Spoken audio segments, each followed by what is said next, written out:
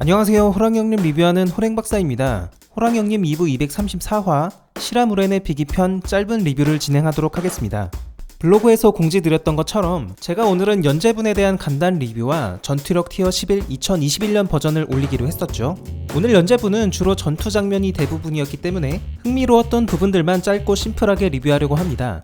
대신 전투력 영상에 더욱 힘을 쏟고 있는데요. 오늘 늦은 밤에 후속 업로드 하겠습니다. 그럼 오늘 연재분 리뷰 시작하겠습니다.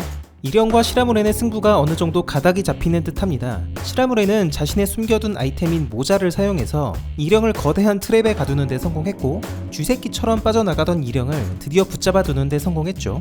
이 모자가 그렇게 대단한 아이템이었다는 건 다들 눈치 못 채셨을 겁니다.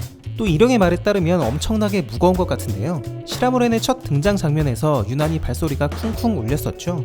돌아보니까 저 모자에 대한 떡밥이 아니었나 생각도 듭니다. 사실 이번 화에서 개인적으로 더 흥미로웠던 건 아카의 궁성에서 벌어진 일이었습니다. 오늘 아카의 웅장한 궁성이 작품에서 처음 등장했죠. 처마 끝이 뾰족하게 올라간 것이나 주황색 지붕 색깔을 보면 약간 중국풍의 건축이 느껴집니다. 시라무렌의 성도 유사한 모습이었죠. 여튼 새 군사는 이 아카의 궁성에서 원로들과 회의를 하고 있었는데요. 원로들에게 이령의 배객을 직접 확인시키려고 다 모이라고 했었습니다. 그러나 원로들은 그 의도에 순순히 따르지 않고 하나둘씩 태클을 걸면서 새 군사에게 반항하는 모습이 나왔죠. 군사라는 직책이 무색할 만큼 꼽을 주는 발언들이 잇따랐습니다. 새 군사는 아직 조직을 완전히 장악하지 못한 듯이 보이는데요. 군사의 말에 따르면 아카가 구망 때와는 달리 자신에게는 전권을 주지 않았다고 합니다.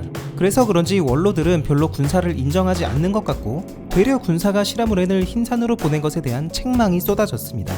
사실 이번 결정은 군사가 무리수를 둔 게 맞죠. 죄인으로 신문받는 자를 풀어서 신문하던 자와 싸움을 붙인 거나 다름이 없는데요. 새 군사는 내심 이령이 진짜 배객이어서 시라무렌이 이령을 죽여주길 바라고 있는 듯합니다.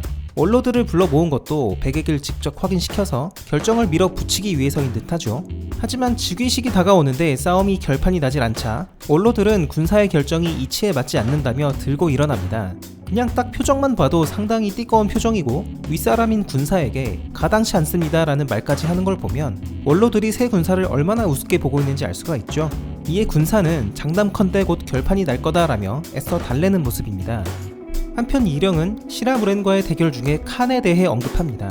이령이 시라무렌에게 이제 뒤에 칸이 없이도 잘 싸우는구나 라고 한 점, 시라무렌이 그자는 자신의 위치를 장악하지 못해 죽은 자다 라고 한 점을 밀어볼 때 시라무렌이 아카 이전에 모셨던 왕이 바로 칸인 것 같습니다. 그런데 조금 이상하죠. 시라무렌의 과거 직책이 발극렬이었다는 점, 과거 부렸던 부하들이 맹한 모국이라는 점을 봤을 때 분명히 패망한 금나라 여진족 세력으로 봤는데요. 통상 칸이라고 하면 몽고 제국의 최고 지도자에게 썼던 표현이거든요. 칭기즈 칸처럼요.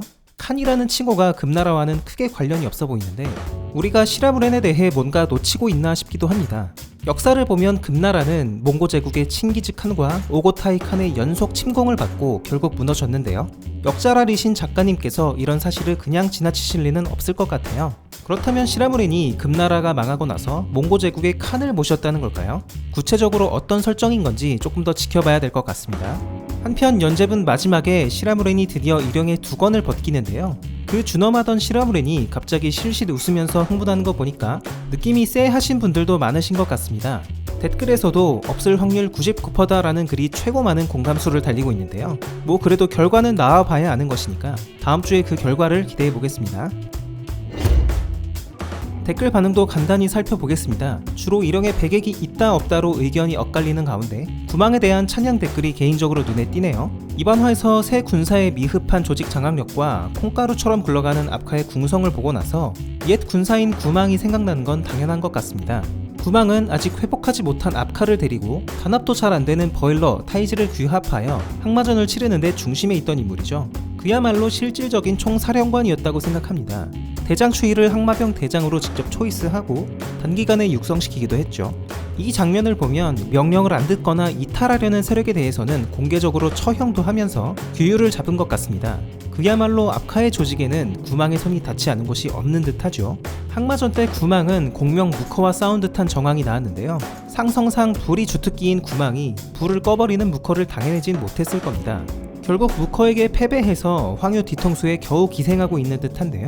오늘은 정말 간단하게 다뤘지만 구망에 대해서는 언젠가 상세하게 다룰 날이 올 것 같습니다. 오늘 리뷰는 정말 간단하게 진행했습니다. 전투력 티어 11 2021년 버전은 작업이 완료되는 대로 업로드하겠습니다. 호랭박사와 함께 호랑이형님 완결까지 보실 분들은 지금 구독을 눌러주세요. 감사합니다.